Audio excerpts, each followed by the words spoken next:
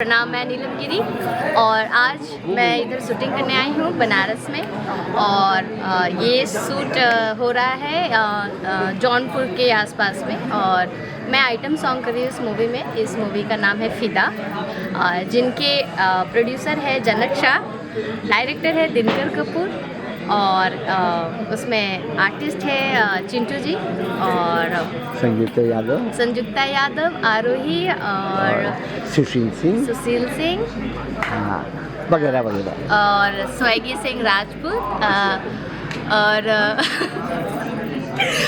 उसमें अरे यार ये क्या था, ताता तैया उसमें अपने कान्हू जी हैं, मास्टर जी, और उसमें तमाम बहुत अच्छे आर्टिस्ट भी हैं। तो ये मूवी बहुत प्यारी है, इट्स अ लव स्टोरी। और इसके बारे में थोड़ा सा ब्रीफ अपने डायरेक्टर साहब करेंगे। सर करिए, डायरेक्टर करिए।